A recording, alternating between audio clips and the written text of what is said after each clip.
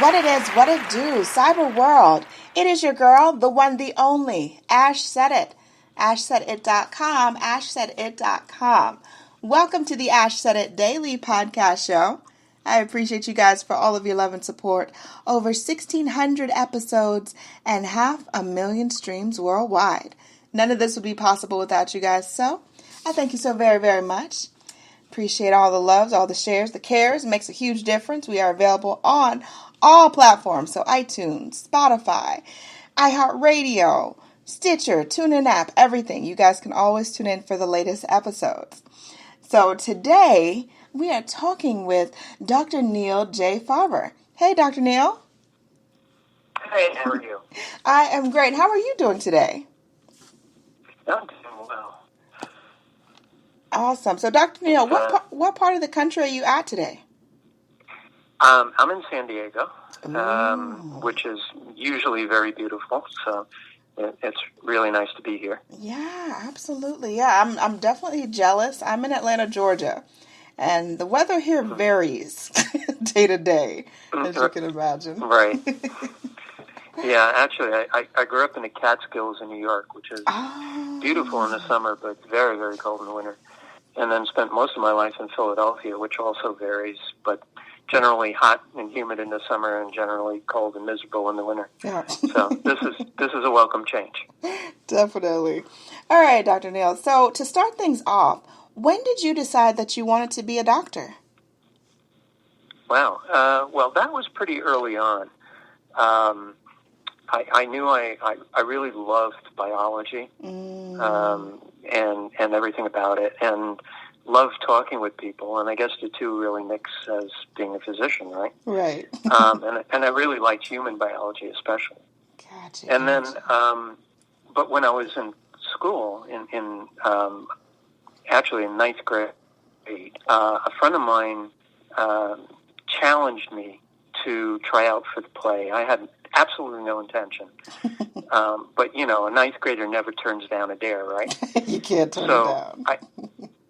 I tried out and got a small part and fell in love with it. I was a terrible actor.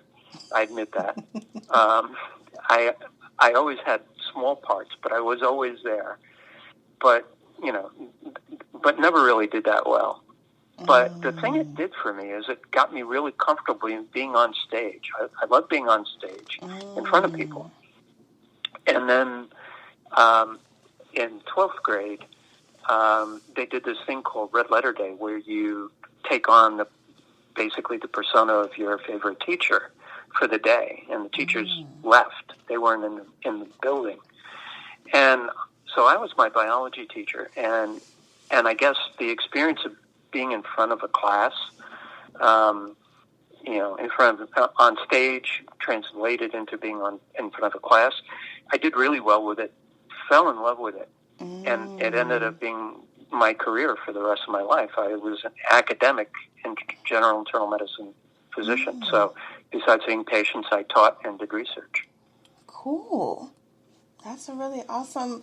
Oh, I don't think I've ever heard of a mix of that before. That's really cool. So, what is something that you feel the average person doesn't know about the field of medicine? A misconception, maybe? I guess. So one of the things is a lot of times they feel that, you know, that doctors have the answers to everything, and we don't. But also they feel that there's doctors who are constantly, you know, thinking and doing research and coming up with the answer. And in fact, a lot of times the answer just happens to fall in your lap in this unexpected event. And that's one of the reasons I got interested in writing the book. Yeah, so that's what I wanted to get into next. Where did the inspiration for Serendipity Illuminates come from? Well, it's really funny because being an academic physician, I ended up writing over 60 medical articles. And, you know, you do that as an academician. Right. And my friends and colleagues always kept, you know, encouraging me to write a book about my experiences with all of that research. And I felt that would be kind of, just repeating everything I had done, so I really wasn't interested in that. Right. And then as I was getting close to the time I was going to retire, like a month before, I suddenly had this dream in the middle of the night. I guess I was thinking about what was I going to do during my retirement. I knew I was going to be a docent at the San Diego Air and Space Museum because that was sort of a side love that I had. Right. But other than that, I really hadn't thought of anything. And I woke up in the middle of the night. I guess I was having a dream, although I don't remember the dream. But as soon as I woke up, I knew exactly what kind of book I had to write. And it just came to me that way. And as I began putting the pieces together, I realized that most of my career had been these unexpected events, these serendipitous events. Wow. So how long did it take for you to complete the book?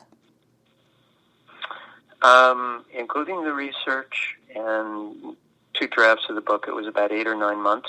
And then I had to find a publisher, which I was lucky enough to do, and work with them over the next year or so in getting the book ready to be published. Wow. So I'd imagine that this would take a lot of your time. 8 to 9 months is not a lot of time frame. So was it day and night? You're like revising pages and you're going through your research? No, it wasn't day or night, but I constantly was thinking about the book, about different aspects of it. So when the research didn't take a lot of time, but any time I sat down at the computer, I pretty much knew what I was going to write because I had been thinking about it all day. Gotcha. So ultimately, what do you want readers to get from this project, this book? I sort of want people to read it. That's my main desire. And what I want them to get from reading it is the idea that, first of all, these events are all around us all the time, and we just don't oftentimes pay attention to them. And the second thing I want them to get is how to pay attention to them, how to recognize them when they occur, so that they can take advantage of them and improve not only their career and maybe their life, but maybe even improve the society as a whole. Because if people discover things or think of things that'll help everybody else, then the society as a whole will be better off for it. Yes. Now, give us an example of one of the first events, as you say, or instances that happened that you actually include in the book.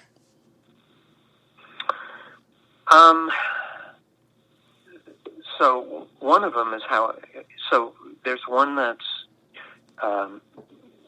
my career and one that's my personal life. Okay, gotcha. And the career was, I was a fairly new academician, hadn't yet, and I was mainly interested in how patients and physicians talked with each other, but I couldn't figure out what I was going to do with that because I had been trained in survey research during my first position.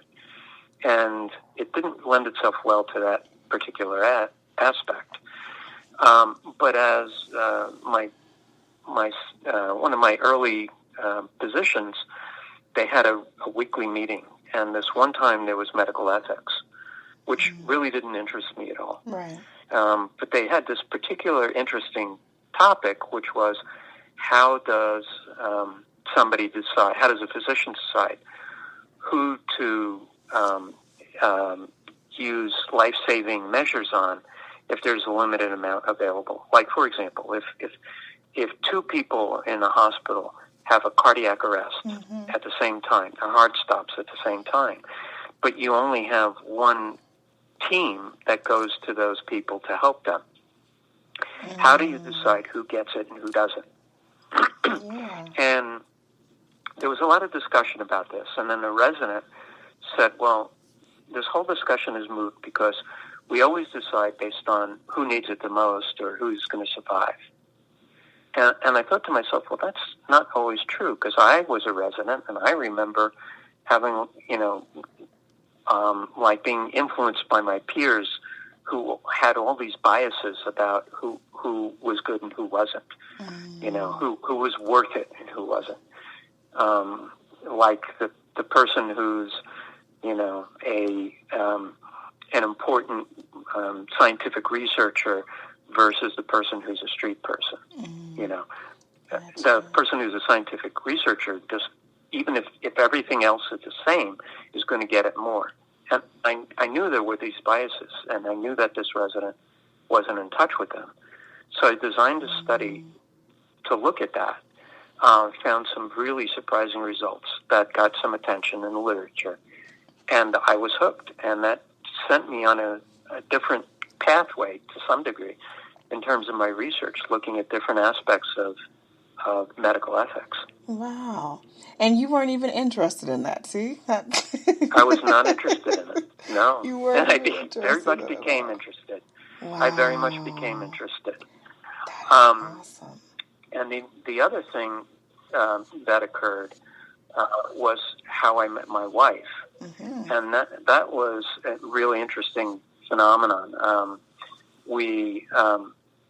won't go into the whole story, it's in the book. Mm-hmm. But the way it happened was very much a serendipitous episode occurring on the train.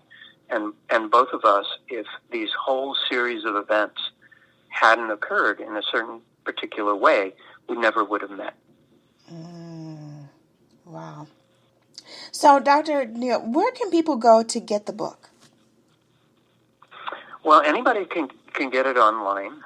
If you go to Barnes & Noble or online or Amazon online, or if you go to a Barnes & Noble bookstore and ask them to order it, all of those are ways that people can get access to the book. Loving that. Well, Dr. Neal, thank you so much for coming through and sprinkling some of those wonderful gemstones on us today. The book, you guys, again, it is Serendipity Illuminates. Go and check it out. It's all over everywhere, and we're actually going to put. It's called. Let me say the whole title so everybody knows it. Okay. Because if you look up Serendipity, you'll see all kinds of other titles. But it's Serendipity, utilizing everyday unexpected events to improve your life and career. Perfection.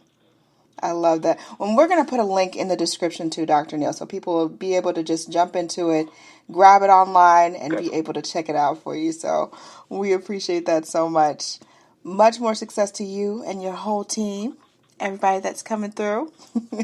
And I appreciate each and every one of you guys. Thank you so much for your love and support. Keeping in mind, anyone to tell you that you can't do what you want to do. You look them square in the face, you tell them, don't believe me, just watch. Watch what I do. Watch me make it happen. Watch me make history. That's what we're doing this for, the history books. Social media is nice, but real life is so much better. Until next time, you guys.